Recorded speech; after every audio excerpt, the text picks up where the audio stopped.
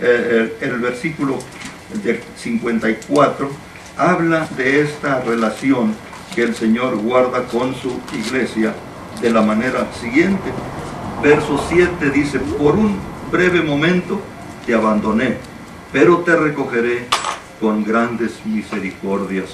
A veces como iglesia, problemas, dificultades, nos sentimos abandonados en el desierto, pero el Señor cumple su promesa y dice: algún motivo, algún incidente que hubo ese descuido, esa separación, pero no un rompimiento definitivo. Este versículo 8, ¿quieren leerlo conmigo? Verso 8, Isaías 54. ¿Cómo dice el 8?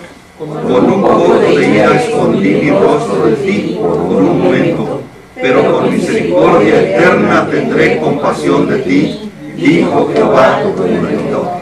Qué hermoso, qué grande promesa. Esta es la promesa del Señor, y yo encuentro la enseñanza principal en estos versículos de que la iglesia es la esposa de Cristo, y Cristo es su Redentor. Cristo la salvó, Cristo murió por ella para presentarla delante de Dios como una esposa digna, limpia, sin tacha, sin arruga y sin cosa semejante. Gracias a Dios por esta bendición. La última parte, dice el verso 11: pobrecita, fatigada, con tempestad, sin consuelo, he aquí que yo cimentaré tus piedras sobre carbunclo, y sobre zafiros te fundaré. Tus ventanas pondré de piedras preciosas, tus puertas de piedras de carbunclo, y toda tu muralla de piedras preciosas. Y todos tus hijos serán enseñados por Jehová, y se multiplicará la paz de tus hijos. La iglesia como una construcción, como un edificio. El apóstol Pedro, recordando esa enseñanza de Cristo Jesús, donde dijo: sobre esta piedra edificaré mi iglesia, y las puertas del infierno no prevalecerán contra ella. Y que quizás algunos estaban mirando a Pedro como la esperanza para esa congregación, pero luego él mismo rectifica, el mismo apóstol Pedro rectifica cuál es y cómo entiende la enseñanza de la palabra de Dios. ¿Quieren ver en Primera de Pedro, capítulo 2? Primera de Pedro, capítulo 2, donde el mismo apóstol Pedro reconoce que esta declaración no es hacia su persona, sino hacia la persona de Cristo Jesús. Primera de Pedro, capítulo 2, los versículos 4 y 5. Dice el 4: acercándoos a él, piedra viva, desechada ciertamente por los hombres, mas para Dios escogida y preciosa. Vosotros también, como piedras vivas, sed edificados como casa espiritual y sacerdocio santo, para ofrecer sacrificios espirituales aceptables a Dios por medio de Jesucristo. ¿Entendió Pedro? ¿Entendimos nosotros? Que la piedra de fundamento de la iglesia es Jesucristo, ¿verdad?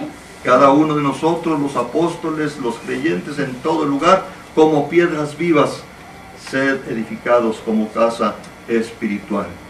Y cada uno ha tenido que sentir la mano del constructor divino en algún momento, porque los constructores van buscando cómo puede acomodarse aquella piedra, y los albañiles dicen: algunas hay que hacerles carita, ¿verdad? Hay que martillarle, hay que golpearle para que pueda asentarse y dar buen aspecto. El Señor ha tenido que hacer con nosotros muchas cosas así, con algunos más, con otros menos, pero de modo que participemos en su iglesia. No cabíamos, pero Dios permitió un lugar. No teníamos nosotros el mérito propio, pero Él nos dio esta gracia, y esta invitación del Señor no fue en vano, sino que Dios permitió que respondiéramos a ese llamado divino. No lo merecíamos, pero lo necesitábamos. Y el Señor nos ofreció participación en su iglesia. Cada uno según los dones que ha recibido, cada uno según la gracia, cada uno según el don. Allá en nuestra iglesia en Mixcoac, en México, había una hermana sencillita, pequeñita, chiquita, llegaba y se sentaba allí en un lugarcito, y de repente la hermana Águila le decía: hermano, pero creo que yo no tengo ningún don, yo creo que yo no tengo ningún don. Hermana, por favor, no diga esas cosas. Usted está diciendo casi que a Dios se le olvidó que usted existía. Ella sufrió un accidente y murió. El lugarcito donde ella se sentaba se sentía vacío. Era una mujer de oración, era una mujer consistente, siempre en todos los cultos estaba ella pendiente en aquel lugar. No podía cantar como otros cantan bonito, porque había tenido una prueba muy difícil. Allá en Gualahuises, cerca de Monterrey, su hijo sufrió un accidente y ella perdió la voz del susto de lo que había ocurrido. Le impactó tanto que casi no podía hablar. Hermana, arrímese, cante. No, pero es que no puedo. Y le hacía la lucha, y de veras se apellidaba Garza y cantaba así como Garza, ¿verdad? Pero era una hermana que no pudimos nosotros dudar de que era parte de la iglesia, y nos hacía falta cuando el Señor tuvo que llevarla a otro lugar. Cada hermano, cada hermana en la congregación, a veces hay hermanos muy jovencitos, en la iglesia hay hermanos muy jovencitos, pero muy dispuestos también para servir al Señor. En los Estados Unidos, poquito que he conocido por allá, algunos forman parte de la iglesia ya oficialmente bautizados a los 6, a los 7, a los 8 años en aquel lugar, y es que tienen una historia de fe evangélica que les permite más o menos tener ese apoyo de sus familias para desarrollarse en su vida como cristianos. Y hay hermanos muy jóvenes que han sido testimonio de una entrega y de una fidelidad. Quizás aquí sería muy difícil bautizar a una persona de 6 años, porque tiene todo un antecedente de tradiciones y de doctrinas, de enseñanzas, y toda una familia que va a estar jaloneando. Esperamos a que crezcan un poquito. Yo no me acuerdo, María Luisa, cuántos años tenías, pero no habías cumplido los 15, creo, más o menos por ahí, y Dios permitió que su decisión hubiera sido firme. Algunos los he bautizado ya muy grandes, ¿verdad? Muy grandes, de mucha edad, pero hubo uno que bauticé ya grande, y desde aquel día que lo bauticé no lo he vuelto a ver. Ya nunca se paró en la iglesia. Quién sabe qué ocurrió. No lo preparamos bien, o él lo entendió bien. El día que lo bauticé, ¿dónde quedó? ¿En qué domicilio se nos perdió? En la gran ciudad lo buscamos, pero ya nunca lo encontramos, ¿verdad? Pero esto es una necesidad.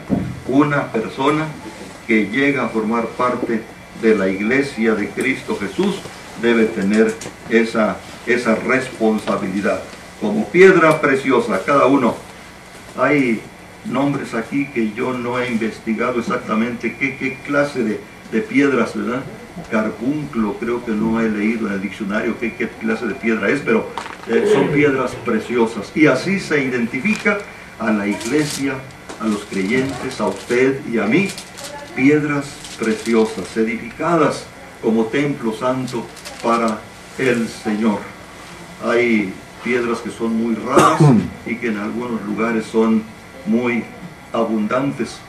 Ahí en Iztacalco, a un lado dando la vuelta en Taxco hay un pueblo donde dice doña Eulalia Guzmán que ahí está enterrado Cuauhtémoc, y ahí está los huesitos, ahí están enterrados de Cuauhtémoc, el último emperador de los